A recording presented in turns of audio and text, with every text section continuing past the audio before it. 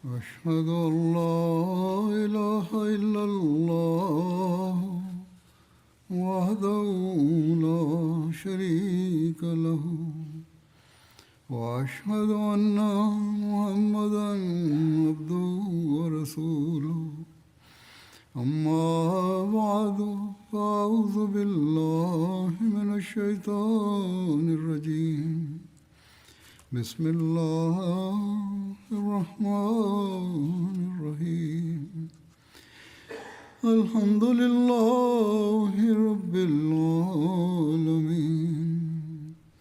الرحمن الرحيم مالك يوم الدين إياك نعبد وإياك نستعين اهدنا الصراط المستقيم صراط الذين أنعمت عليهم غير المغضوب عليهم ولا الضالين. हुज़ूर जी सीरत जे हवाले सां ज़िक्र थी रहियो आहे गुज़िरियल ख़ुतबनि में. इन ज़िमन में ग़ज़वा तबूक जो तफ़सील बयानु थी रहियो हो. इन जो वधीक तफ़सील हीअ आहे, लिखियलु आहे त इन मौक़े ते हिकिड़ी औरत वॾे इख़लास ऐं जोश जो इज़हार कयो.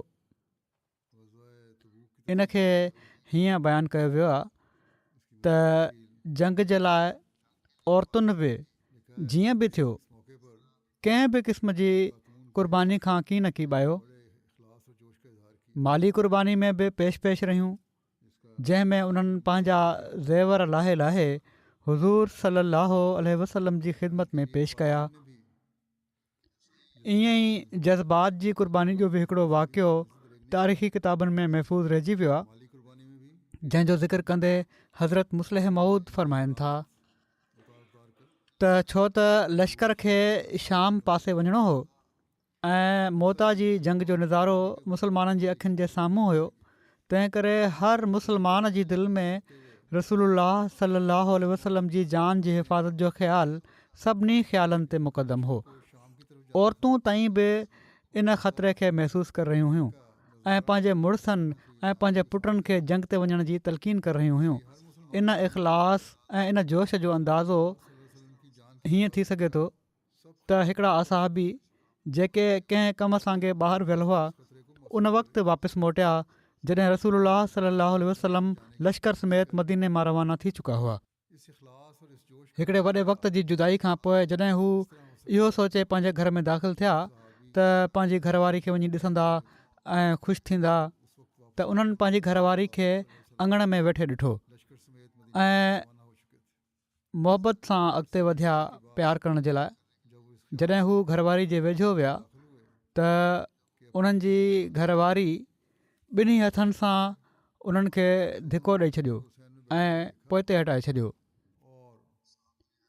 उन असहाबी हैरत सां पंहिंजी घरवारी जो मुंहुं ॾिठो ऐं पुछियईं त एॾे वक़्त खां पोइ मिलण ते आख़िर ही छो वरिता. घरवारी चयो, छा तोखे शर्म नथो अचे? ख़ुदा जो रसूल उन ख़तरे जी जॻह ते वञे पियो थो ऐं तूं पंहिंजी घरवारी सां प्यारु करण जी ज़रूरत थो करीं. पहिरियां वञ ऐं पंहिंजो फ़र्ज़ु पूरो कर, इन खां पोइ ही ॻाल्हियूं ॾिसबियूं. उहे असहाबी फ़ौरन घरां ॿाहिरि निकिरी विया ऐं पंहिंजी सुवारी ते संज विधाऊं ऐं रसूलुल्लाह सल्लल्लाहु अलैहि वसल्लम सां 3 मंज़िलुनि ते वञी मिलिया. इन वाक़े खे हिकिड़े ॿिए हंधि बि हज़रत मुस्लिह मऊद बयानु फ़रमायो आहे. पहिरियों त दिबाचा तफ़सीरुल क़ुरान में आहे ज़िक्र इन जो, ऐं ॿियो जेको आहे उहो ख़ुदामुल अहमदिया जे इज्तिमा ते हिकिड़ी तक़रीर में ज़िक्र कयो हुओ. पाण फ़रमाइनि था त हिकु भेरे पाण सॻोरन सल्लल्लाहु अलैहि वसल्लम हिकिड़े असहाबी खे कंहिं कम लाइ ॿाहिरि मोकिलियो. बाद में तबूक वारी जंग जो वाक़ियो पेश अची वियो. हीअ जॻह तमामु ख़तरनाक हुई. रोमी हुकूमत उन वक़्तु अहिड़ी ताक़तवर हुई जीअं अॼुकल्ह अमरीका ऐं रूस जूं हुकूमतूं आहिनि. पाण सॻोरन सल्लल्लाहु अलैहि वसल्लम खे हिकिड़ी नंढड़ी फ़ौज साण करे एॾी वॾी हुकूमत जे मुक़ाबले ते वञिणो पियो। मदीने में तमामु थोरा मुस्लमान हुआ ऐं पोइ चौधारी जा माण्हू बि गॾु न हुआ, पर जेकॾहिं उहे गॾु हुजनि बि हा त कैसर रोमा जे मुक़ाबले में उन्हनि जी का हैसियत कोन हुई। तंहिं करे पाण सॻोरन सलाहु वसलम फरमायो त सभई माण्हू जंग जे लाइ हलो। जॾहिं इस्लामी लश्कर रवानो थी वियो त उहे असहाबी जिन खे पाण सॻोरन सलाहु वसलम ॿाहिरि कंहिं कम सां मोकिलियो हुयो वापसि आया। जवान माण्हू हुआ, नई नई शादी थियल हुअनि। वॾे वक़्त जी जुदाई खां पोइ जॾहिं हू पंहिंजे घर में दाख़िल थिया त उन्हनि पंहिंजी घरवारी खे अङण में वेठे ॾिठो। हू सिधा उन ॾांहुं विया ऐं उनखे भाकुर विझणु चाहियऊं, पर घरवारी उन्हनि जी मोहबत जो जवाबु ॾियण जे बदिरां उन्हनि जे सीने ते ॿिन्ही हथनि सां हयो ऐं पोइ ते धिको ॾेई चयईं त ख़ुदा जो रसूल त जंग जे मैदान में वियल आहे ऐं तोखे पंहिंजी घरवारी सां प्यारु पियो थो सुझे। ख़ुदा जो कसम जेसि ताईं मोहम्मद रसूल सलाहु वसलम ख़ैर सां वापसि नथा अची वञनि, मां तुंहिंजी शिकिल ताईं न ॾिसंदुसि। उहे असाबी ओॾी महिल ई घरां निकिरी पिया ऐं मदीने खां 3 मंज़िल जे मुफ़ासिले ते इस्लामी लश्कर सां वञी रलिया ऐं पोइ ओॾी महिल ई घर वापसि आया जॾहिं पाण सॻोरा सलाहु वसलम पंहिंजे ॿियनि असाबनि सां गॾु मदीने वापसि मोटिया। मक़सदु ही उहे माण्हू हुआ जन हर ख़तरे जे मौक़े ते पंहिंजी जान खे बिना घटिताई कए ख़तरे में विझी छॾियो। का तकलीफ़ ऐं ॾुखु उन्हनि खे न पहुतो जंहिंखे उन्हनि तकलीफ़ ऐं ॾुखु सम्झो हुजे, ऐं पर जॾहिं बि को ख़िदमत जो मौक़ो ईंदो हुयो हू पंहिंजी जान ख़ुशी सां पेश करे छॾींदा हुआ। बहरहाल इन जे तफ़सीलनि में वधीक ई लिखियलु आहे त 15 या किन रिवायतुनि जे मुताबिक़ 19 जॻहुनि ते ड्राबो कंदे पाण सॻोरा सलाहु वसलम पंहिंजे असाबनि समेत तबूक जॻह ते पहुची विया। तबूक जे इन सफ़र में जिन जॻहुनि ते ड्राबो कयो वियो उन्हनि जो अलॻि सां तफ़सील त नथो मिले, अलबत बाद में उन्हनि जॻहुनि ते मस्जिदूं तामीर कयूं वयूं ऐं उन्हनि जॻहुनि जे नालनि ते मस्जिदुनि जा नाला रखिया विया। त मौरखनि इन मां ई तफ़सील बयानु कयो त इन्हनि जॻहुनि ते हज़ूर सलाहु वसलम क़याम फ़रमायो हूंदो। इन्हनि जॻहुनि जा नाला बि किताबनि में बयानु थिया आहिनि जेके 15 खां 22 ताईं बयानु थियनि था। सीरत इब्न इसहाक़ ऐं इब्न हशाम में जन 17 जॻहुनि ते मस्जिदूं ठाहिण जो ज़िक्र कयो वियो आहे उहे ई आहिनि ज़ू ख़ुशब, फ़ैफ़ा, ज़ुलमरवा, रुका, वादिल कुरा, सईद, हिजर, सदर हौज़ा, ज़ुलजीफ़ा, शिक तारा, अलबतरा, अला, ज़ातुल ख़ितमी, अख़्सर, ज़ातुज़राब, सनियत व मिद्रान ऐं तबूक। हिकिड़ी रिवायत में आहे त हज़रत उक़बा बिन आमिर हीअ रिवायत बयानु कनि था त असीं ग़ज़वा तबूक में रसूलुल्लाह सलाहु वसलम सां गॾिजी निकितासीं त रसूलुल्लाह सलाहु वसलम हिकिड़ी राति सुम्ही पिया। काफ़ी ॾिघो सफ़र हुयो, थकु हुन ऐं ओड़ी महिल जाॻिया जॾहिं सिजु थोरो मथे बुलंद थी चुको हुयो। पाण सॻोरन सलाहु वसलम फरमायो, ऐं बिलाल, छा मां तोखे न चयो हुयो त असांजे लाइ फजर जो इंतज़ारु कजांइ, जाॻंदो रहिजांइ ऐं असांखे जाॻाए छॾिजांइ। हज़रत बिलाल अर्ज़ु कयो, या रसूलल्लाह, तव्हां वांगुरु मूंखे बि निंड अची वई, मूं ते बि निंड जो ग़लबो थी वियो।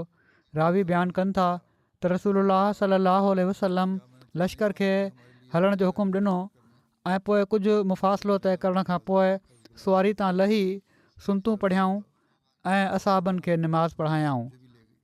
पोइ पाण सॻोरा सलाहु वसलम सॼो ॾींहुं ऐं सॼी राति सफ़र कंदा रहिया एसि ताईं जो ॿिए ॾींहुं सुबुह महिल पाण सॻोरा सलाहु वसलम तबूक पहुची विया।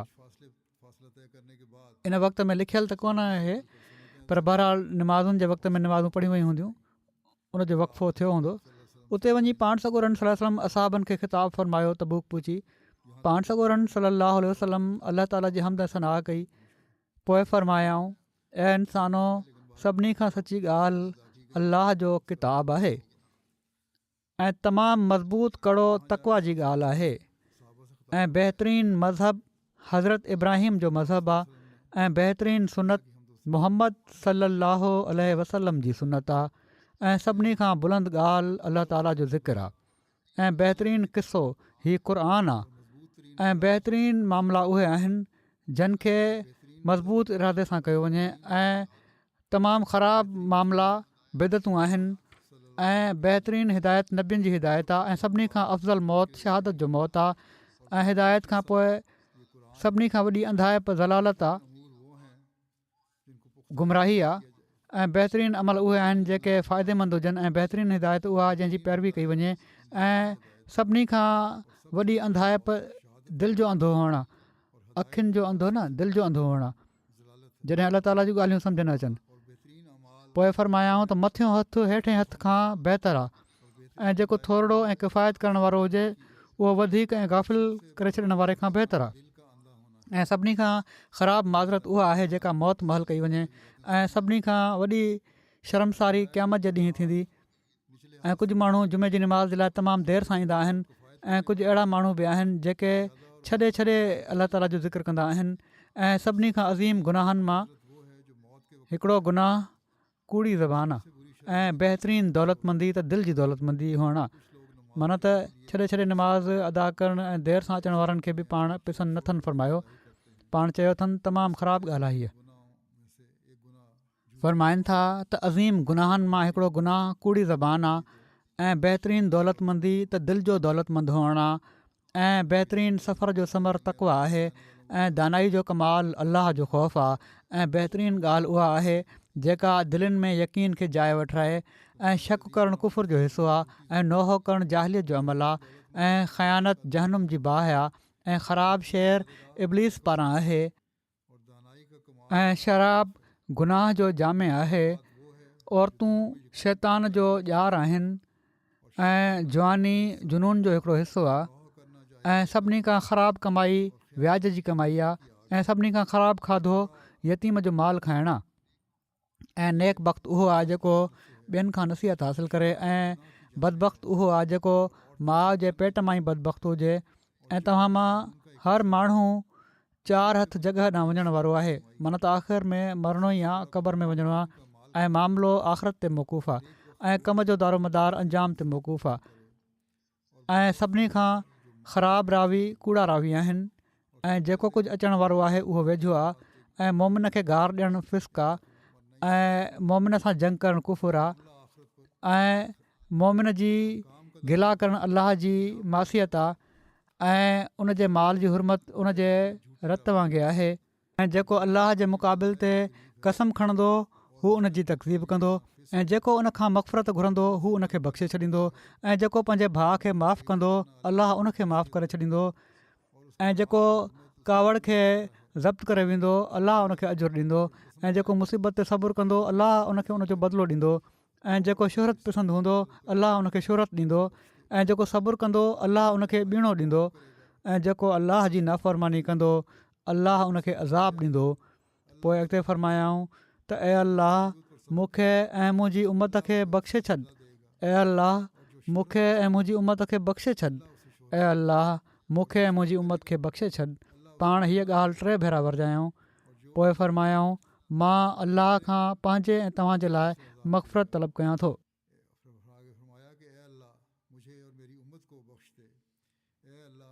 तबूक जे सफ़र में असाबनि खे के पाण नसीहतूं बि कयूं तबूक जे सफ़र में पाण सॻोरनि सलाहु अलैहि वसल्लम केतिरनि ई मौक़नि ते असाबनि खे इनफ़रादी या इज्तिमाही नसीहतूं फ़रमायाऊं जिन मां किन जो हिते ज़िक्र कयो थो वञे हज़रत अबू सईद ख़ुदरी बयानु कयो त तबूक जे साल रसूलुल्लाह सलाहु अलैहि वसल्लम पंहिंजी सुवारी सां टेक लॻायूं माण्हुनि खे ख़िताब फ़रमाए रहिया हुआ ऐं पाण फ़रमायाऊं छा मां तव्हांखे बहितरीनु ऐं बदतरीन माण्हुनि जे बारे में न ॿुधायां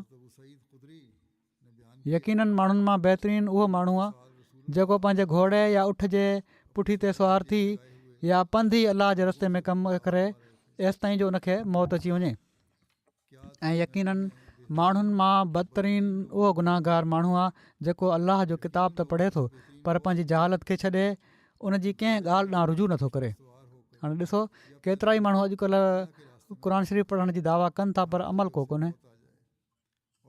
हज़रत इब्न अब्बास खां मरवी आहे त रसूलुल्लाह सल्लल्लाहु अलैहि वसल्लम तबूक में असाबनि खे मुखातिब थी करे फ़रमायो, माण्हुनि में उहो माण्हू बेमिसाल आहे जेको पंहिंजे घोड़े ते सुवार वाट ख़ुदा जी जहाद कंदो हुजे ऐं माण्हुनि जे शर खां बची रहंदो हुजे, ऐं ॿियो उहो माण्हू बेनज़ीर आहे जेको पंहिंजी कुशादगी ऐं फ़राख़ी में नुमाया हुजे ऐं पंहिंजे महिमान जी ज़ियाफ़त ऐं तकरीम कंदो हुजे ऐं उनखे उनजो हक़ ॾींदो हुजे।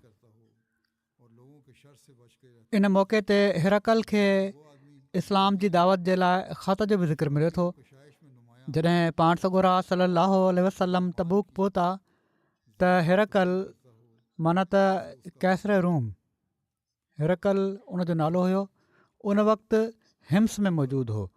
पाण फ़रमायाऊं जेको मुंहिंजो ख़त कैसर ताईं खणी वेंदो उन जे लाइ जन्नत आहे। हिकिड़े शख़्स अर्ज़ु कयो त जेकॾहिं हू इन ख़त खे क़बूल न बि करे, पाण फ़रमायाऊं हू उनखे क़बूल न बि करे तॾहिं बि बहरहाल खणी वञो।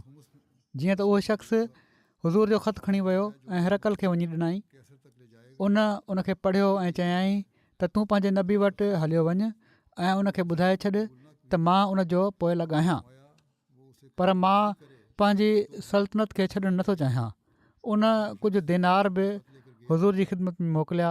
उहो शख़्स वापसि आयो, हुज़ूर खे उन जे बारे में ॿुधायईं त हुज़ूर सल्लल्लाहु अलैहि वसल्लम फ़रमायो त उन कूड़ ॻाल्हायो आहे, उन सची ॻाल्हि नाहे कई। ऐं पाण सॻोरनि सल्लल्लाहु अलैहि वसल्लम दीनार विराए छॾिया माण्हुनि में। हिरकल ॾांहुं हीउ ख़त हज़रत दहिया खणी विया। हीउ उन ख़त खां अलावा आहे जेको रसूलुल्लाह सल्लल्लाहु अलैहि वसल्लम हज़रत दहिया जे हथु 6 हिजरी जे आख़िर में मोकिलियो हुयो, जेको मुहर्रम 7 हिजरी में उनखे मिलियो। इमाम इब्न हजर किताब मग़ाज़ी ऐं सीरत जी रिवायतुनि जे हवाले सां इन ख़्याल जो इज़हार कयो आहे त जॾहिं पाण सॻोरा सल्लल्लाहु अलैहि वसल्लम तबूक में हुआ त पाण कैसर वग़ैरह खे ॿियो भेरो ख़त लिखिया। उन्हनि जे ख़्याल जी तस्दीक हिननि ख़तनि मां बि थिए थी जेके किताबी सूरत में 1941 में शाया थिया आहिनि। इन किताब जो नालो मजमूअतुल वसाइक़ सियासियत लिल अहद नबवी वल ख़िलाफ़त राशिदा आहे। इन जा मुसनिफ़ आहिनि डॉक्टर हमीदुल्ला। इन में अहद नबवी खां वठी ख़ुलफ़ाए राशिदीन जे ज़माने ताईं जा तारीख़ी ऐं सियासी वसाइक़ जो ज़िक्र आहे। हीअ किताब पहिरियों भेरो मिस्र मां छपियो हुयो 1941 में। बहरहाल हीअ इन किताब जो हवालो आहे ऐं इन जे मुताबिक़ 2 ख़त कैसर रोम खे मोकिलिया विया हुआ। पहिरें ख़त में हीउ हुयो त हू पंहिंजी रैयत जे इस्लाम क़बूल करण में रोक न बणिजे, न त उन जी रैयत जो गुनाह जो बदअंजाम बि उन ई ते पवंदो। ऐं हीउ ख़त कैसर खे 6 हिजरी जे आख़िर में दहिया कल्बी जे हथु मोकिलियो वियो हुयो, जॾहिं त ॿिए ख़त में हुयो त इस्लाम क़बूल करे वठि न त इनकार जी सूरत में जिज़ियो ॾियणो पवंदी। हीअ ख़त बि हुज़ूर सल्लल्लाहु अलैहि वसल्लम हज़रत दहिया जे हथु जंग तबूक महल कैसर ॾांहुं रवानो फ़रमायो हो।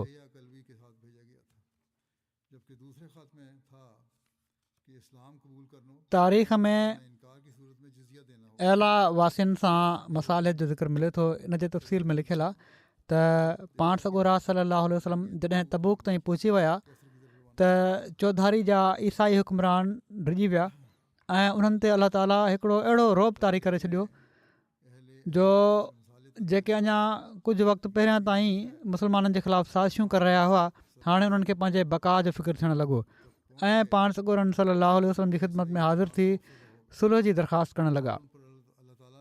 इन्हनि मां सभिनी खां पहिरियां अला जो हाकिम ख़िदमत में हाज़िर थियो। अला बहर कुलज़म जे साहिल ते शाम जे वेझो हिकिड़ो नंढिड़ो शहरु आहे। हीअ हिजाज़ जी आख़िरी हद ऐं सरज़मीन शाम जे शुरू में मौजूदु आहे। तबूक में क़याम दौरान अला जो हाकिम यूहन्ना बिन रोबा रसूलुल्लाह सल्लल्लाहु अलैहि वसल्लम जी ख़िदमत में हाज़िर थियो। इन सां गॾु शाम वारा, यमन वारा, बहर वारा ऐं जरबा वारा ऐं उज़रा वारा बि आया ऐं उन्हनि बि मसालिहत जी दरख़्वास्त कई। रसूलुल्लाह सल्लल्लाहु अलैहि वसल्लम उन्हनि जे लाइ हिकिड़ो अमान नामो तहरीर फ़रमायो। रसूलुल्लाह सल्लल्लाहु अलैहि वसल्लम तहरीर फ़रमायो, बिस्मिल्लाहिर रहमानिर रहीम। हीअ अलाह ताला ऐं उन जे नबी ऐं रसूल मुहम्मद सल्लल्लाहु अलैहि वसल्लम पारां यूहन्ना बिन रोबा ऐं एला वासिन जी समुंड में हलण वारनि ॿेड़ियुनि ऐं उन्हनि जे ख़ुश्की ते अचण वञण वारनि काफ़िलनि लाइ अमान नामो आहे। उन्हनि खे अलाह ताला ऐं मोहम्मद रसूलुल्लाह सल्लल्लाहु अलैहि वसल्लम तरफ़ां मुकमल तहफ़ुज़ हासिलु आहे।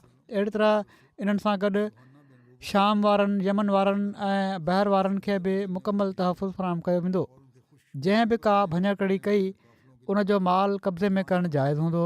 जंहिं बि अहिड़े माण्हू जो माल खसे वरितो उहो उनजे लाइ हलाल हूंदो, माना त भञकड़ी करण वारे जो। ऐं उन्हनि खे न ई कंहिं चश्मे ऐं खूह जो पाणी इस्तेमालु करण खां रोकियो वेंदो ऐं न बहिरो बर जे कंहिं रस्ते खां उन्हनि खे मना कयो वेंदो। एला वासिन ऐं यूहन्ना ऐं रोबा जे लाइ ही अमान नामो हज़रत जुहैम बिन सल्त ऐं हज़रत शुरहबील बिन हसना रसूलुल्लाह सल्लल्लाहु अलैहि वसल्लम जे हुकुम ते तहरीर कयो हुयो। यूहन्ना रसूलुल्लाह सल्लल्लाहु अलैहि वसल्लम खे हिकिड़ो अछे रंग जो खचर तोहफ़े में ॾिनो ऐं हुज़ूर खे हिकिड़ी पाइण लाइ लोई पेश कई। रसूलुल्लाह सल्लल्लाहु अलैहि वसल्लम उनखे यमनी लोई पाराई ऐं हज़रत बिलाल सां गॾु उनखे तरसाइण जो इरशाद फ़रमायाऊं। पोइ मकना वासिन सां सुलह जो मुआहिदो थियो। मकना वासी यहूदी हुआ ऐं हीअ वस्ती समुंड जे साहिल जे वेझो आबाद हुई। हीअ बि रसूलुल्लाह सल्लल्लाहु अलैहि वसल्लम जी ख़िदमत में हाज़िर थिया। पाण उन्हनि खे बि अमान नामो लिखी ॾिनऊं।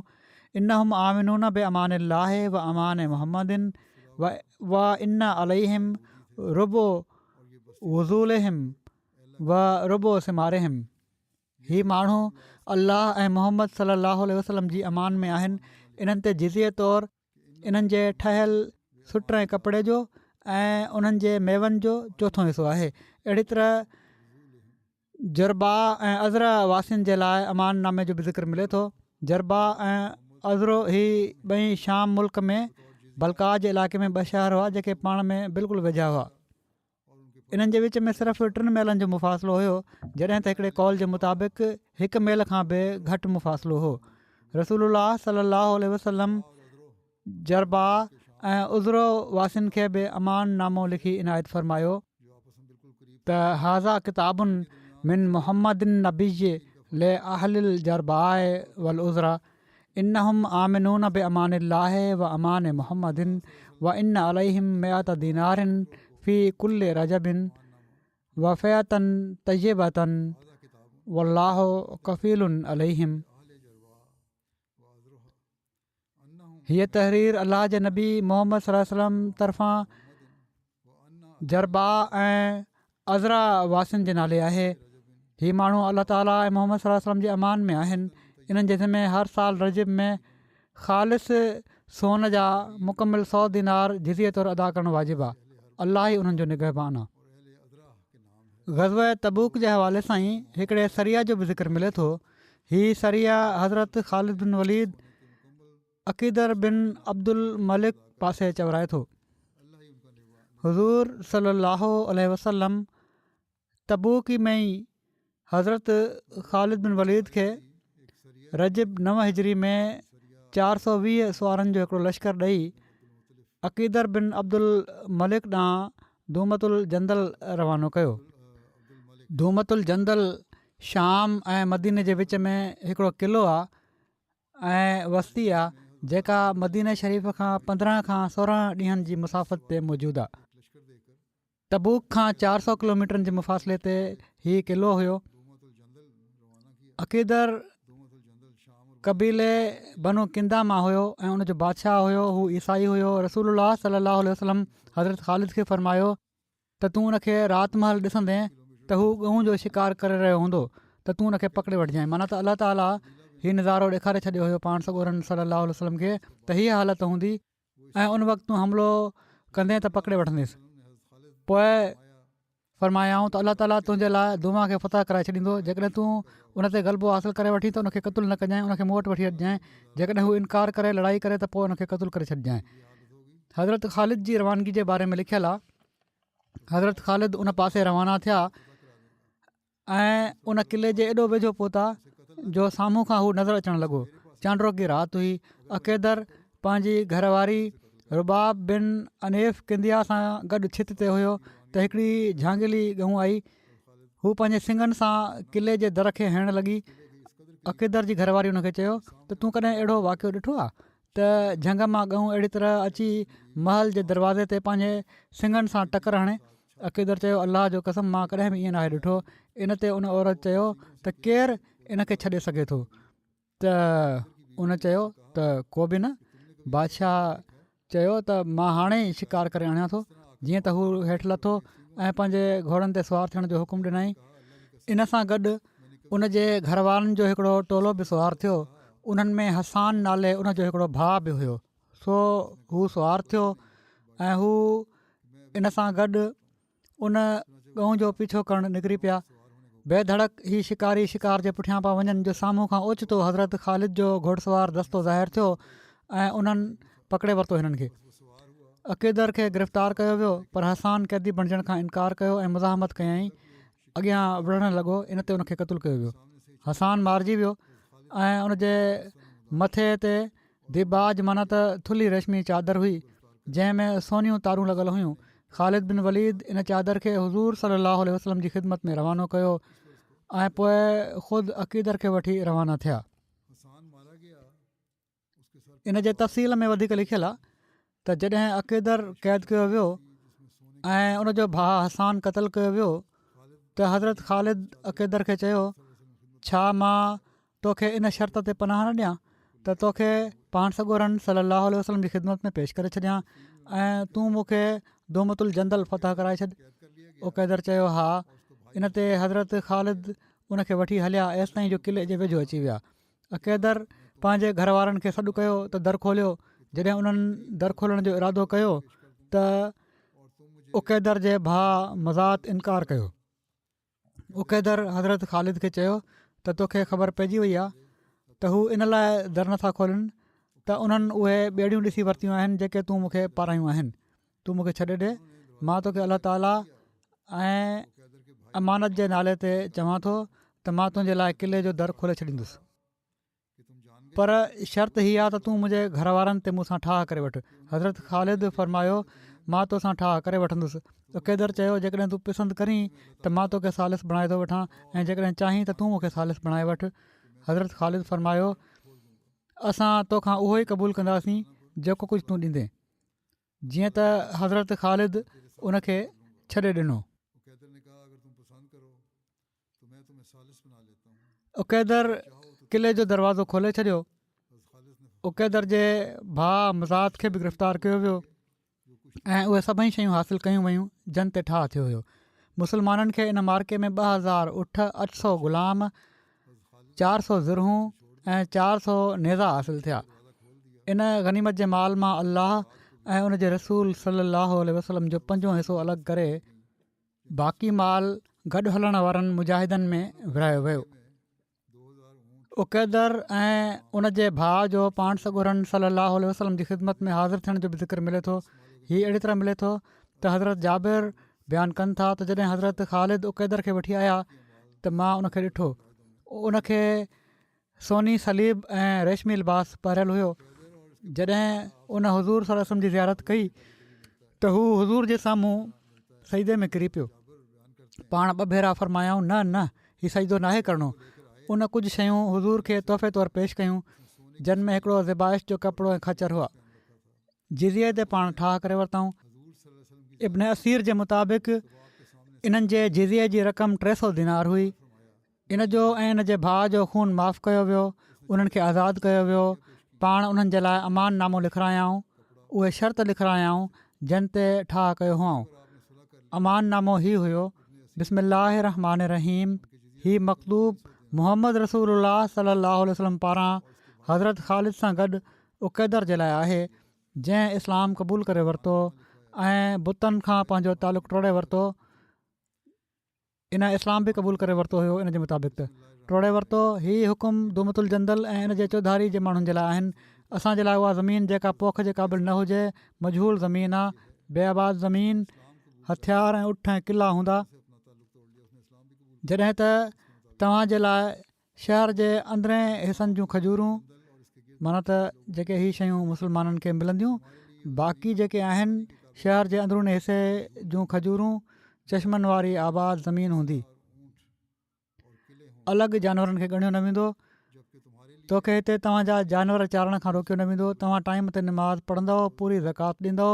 अलाह ताला जो तव्हां सां अहद आहे। तव्हांजे लाइ सच ऐं वफ़ा ज़रूरी आहे। अलाह ताला ऐं हर मुस्लमान इन ते शाहिद आहिनि। तबूक जे मौक़े ते हिकिड़ी वफ़ात असहाबी जी वफ़ात जो बि ज़िक्र मिले थो ऐं उन जी तदफ़ीन जो बि ज़िक्र मिले थो, जंहिंखे ॾिसी किन वॾनि असहाबनि ख़्वाहिश कई त काश इन दफ़न थियण वारे जी जॻह ते हू पाण हुजनि हा। जीअं त हज़रत अब्दुल्ला बिन मसूद बयानु कनि था त मां ग़ज़वा तबूक में रसूलुल्लाह सल्लल्लाहु अलैहि वसल्लम सां गॾु हुउसि। हिकु भेरे मां अधु राति महिल उथियुसि त मां लश्कर जे हिकिड़े पासे बाहि जी रोशनी ॾिठी। जीअं त मां उन पासे वियुसि त ॾिसां त छा आहे, त छा थो ॾिसां त रसूलुल्लाह सल्लल्लाहु अलैहि वसल्लम, हज़रत अबू बकर रज़ी अल्लाह ताला अन्हु ऐं हज़रत उमर रज़ी अल्लाह ताला अन्हु आहिनि। ऐं मूं ॾिठो त हज़रत अब्दुल्ला ज़ुल बजादैन मुज़नी फ़ौत थी चुका आहिनि ऐं हीअ माण्हू उन्हनि जी क़बर खोटे चुका हुआ ऐं रसूलुल्लाह सल्लल्लाहु अलैहि वसल्लम क़बर जे अंदरि हुआ। जॾहिं त हज़रत अबू बकर ऐं हज़रत उमर उन्हनि जे मढ़ खे हुज़ूर खे ॾेई रहिया हुआ ऐं पाण सॻोरा सल्लल्लाहु अलैहि वसल्लम फरमाए रहिया हुआ त तव्हां ॿई पंहिंजे इन भाउ खे मुंहिंजे वेझो कयो। सो हिननि ॿिन्ही हज़रत अब्दुल्ला ज़ुल बजादैन जे मढ़ खे रसूलुल्लाह सल्लल्लाहु अलैहि वसल्लम जे हथ में ॾिनो। पाण सॻोरनि सल्लल्लाहु अलैहि वसल्लम पंहिंजे हथनि सां इन मढ़ खे क़बर में रखियो ऐं पोइ पाण सॻोरनि सल्लल्लाहु अलैहि वसल्लम दुआ कई, अल्लाहुम्मा इन्नी अमसइतु अन्हु राज़ियन फ़र्ज़ अन्हु, त ए अल्लाह मां इन हाल में शाम कई आहे जो मां इन सां राज़ी हुउसि, सो तूं बि इन सां राज़ी थी वञु। हज़रत अब्दुल्ला बिन मसूद बयानु कनि था त मां उन वक़्तु ख़्वाहिश कई त काश हीअ क़बर में लाथो वञण वारो मां हुजां हा ऐं हीअ दुआऊं वठां हा। हज़रत अब्दुल्ला ज़ुल बजादैन जो तालुक़ु क़बीले बनू मुज़ैना सां हुयो। हीअ अञा नंढा ई हुआ जो हिननि जा वालिद फ़ौत थी विया। हिननि खे विरासत मां कुझु न मिलियो। हिननि जा चाचा अमीर हुआ।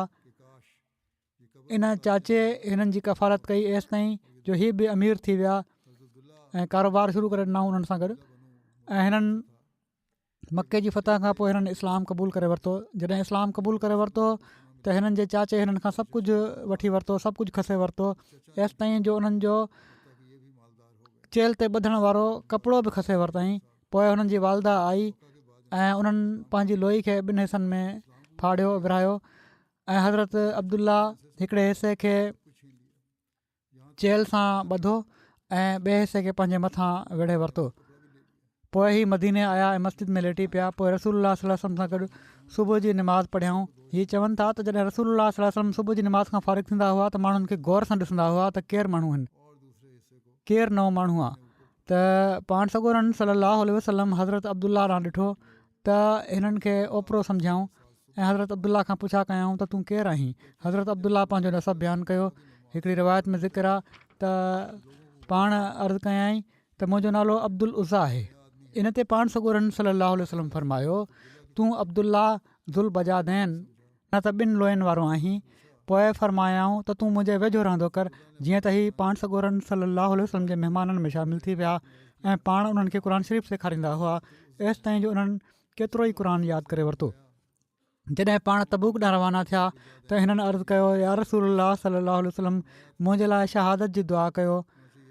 पाण दुआ कयाऊं त ए अल्लाह मां हिन जे खून खे काफ़रनि ते हराम थो कयां। उन्हनि अर्ज़ु कयो त या रसूलुल्लाह सल्लल्लाहु अलैहि वसल्लम मुंहिंजो इरादो हीअ त न हुयो। पाण फरमायाऊं त जेकॾहिं तूं अलाह ताला जी वाट में जहाद जे लाइ निकिरी ऐं तोखे बुख़ार थी वञे जंहिंजे करे तूं फ़ौत थी वञी तॾहिं बि तूं शहीद आहीं। जेकॾहिं तुंहिंजी सुवारी तोखे किराए छॾे जंहिंजे करे तुंहिंजो कंधु भॼी पए तॾहिं बि तूं शहीद आहीं। हीअ परवाह न कर त शहादत कहिड़े तरीक़े सां थी मिले। जीअं त तबूक पहुचण जे कुझु ॾींहंनि खां पोइ ई हिननि जी वफ़ात थी वई बीमारी जे करे। हज़रत मुआविया बिन मुआविया मुज़नी जी जनाज़े जी नमाज़ जो बि ज़िक्र मिले थो इन सफ़र में। हज़रत अनस बिन मालिक बयानु कनि था त रसूलुल्लाह सल्लल्लाहु अलैहि वसल्लम तबूक में हुआ जो जिब्राइल आया ऐं चवणु लॻा या रसूलुल्लाह सल्लल्लाहु अलैहि वसल्लम मुआविया मुज़नी मदीने में फ़ौत थी विया आहिनि। हुज़ूर खे अलाह ताला इतलाह ॾिनो जिब्राइल जे ज़रिए उन्हनि जी जनाज़े जी नमाज़ पढ़ो। पोइ कशफन उन्हनि जी खट जंहिं ते उन्हनि जो जनाज़ो हुयो हवाए में बुलंद कई वई ऐं हुज़ूर सल्लल्लाहु अलैहि वसल्लम जी अखियुनि जे साम्हूं अची वई। पाण जनाज़े जी नमाज़ पढ़ियऊं। हुज़ूर जे साम्हूं फ़रिश्तनि जूं सिफ़ूं बि हुयूं।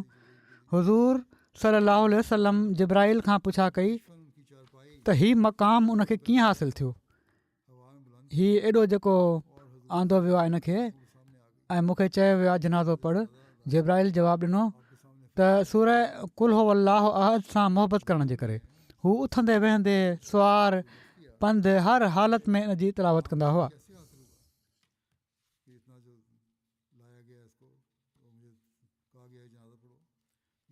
हाणे हीअ बि ज़िक्र मिले थो त तबूक में पहुचण खां पोइ वधीक पेशकदमी जे लाइ असाबनि सां पाण सॻोरनि सलाह कई। इन जो तफ़सील हीअ आहे त पाण सॻोरनि सलाहु आलहि वसलम पेशकदमी जे बारे में असाबनि सां मुशावरत कई। हज़रत उमर अर्ज़ु कयो या रसूलल्लाह जेकॾहिं तव्हांखे अॻिते वधण जो हुकुम आहे त तव्हां ज़रूरु हलो।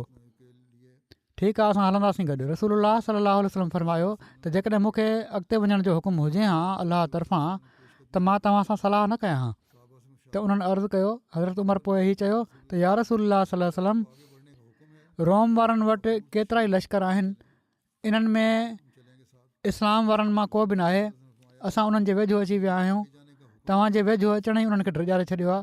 असां हिन साल वापसि था हलूं एसि ताईं जो का राय पैदा करे वठूं या अलाह ताला का सूरत हाल पैदा फ़रमाए छॾे।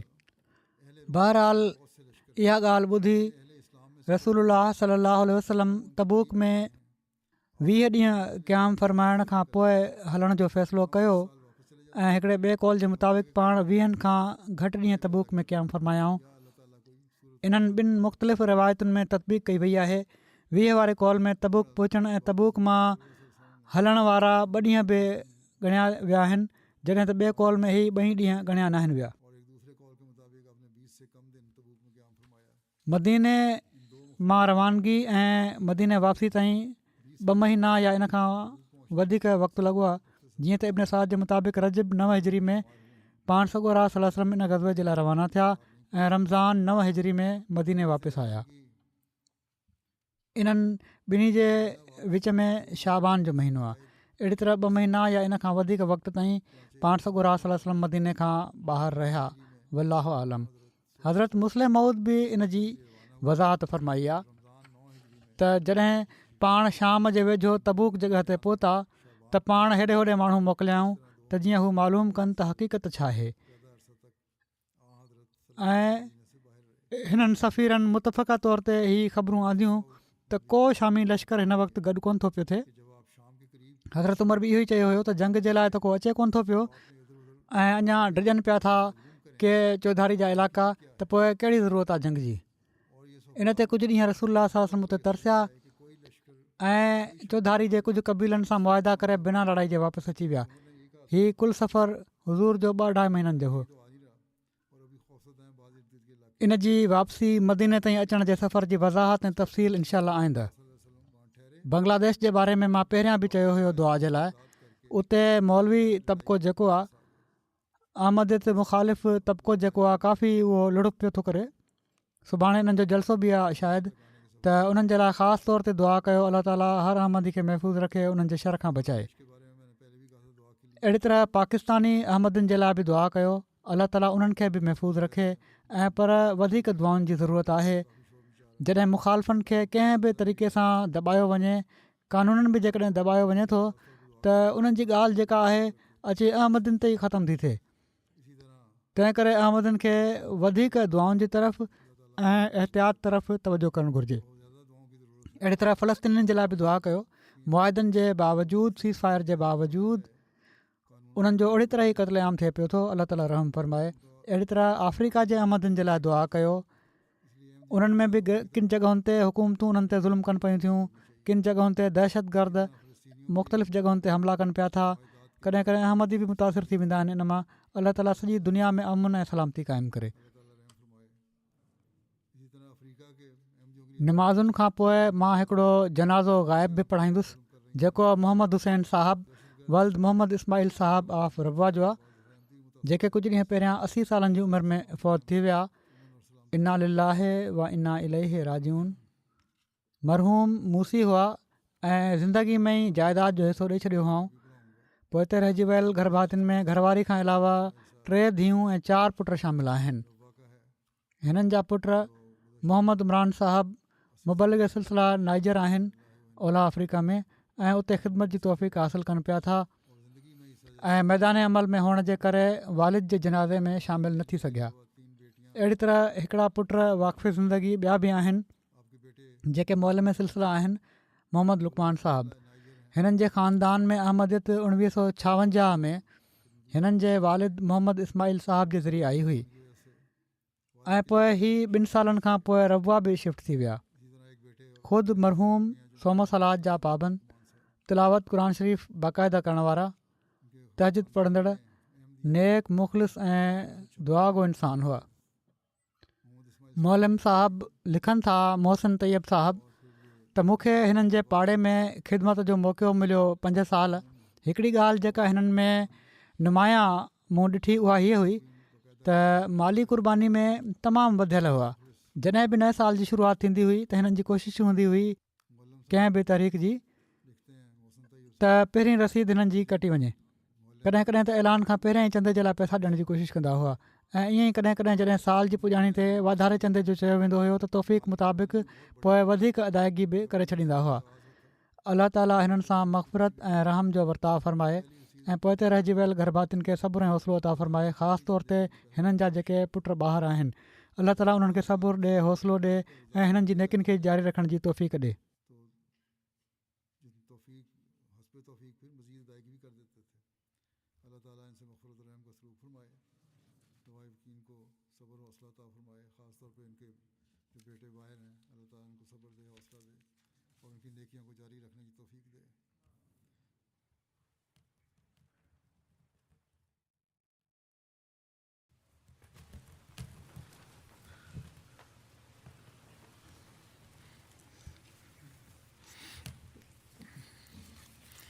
अल्हम्दुलिल्लाह नहमदुहु व नस्तईनुहु व नस्तगफिरुहु व नुमिनु बिही व नतवक्कलु अलैहि व नऊज़ु बिल्लाहि मिन शुरूरि अनफुसिना व मिन सय्यिआति अअमालिना मन यहदिहिल्लाहु फला मुदिल्ल लहु ومن يضلل فلا هادي له ونشهد أن لا إله إلا الله ونشهد أن محمدا عبده ورسوله عباد الله رحمكم الله إن الله يأمر بالعدل والإحسان وإيتاء ذي القربى وينهى عن الفحشاء والمنكر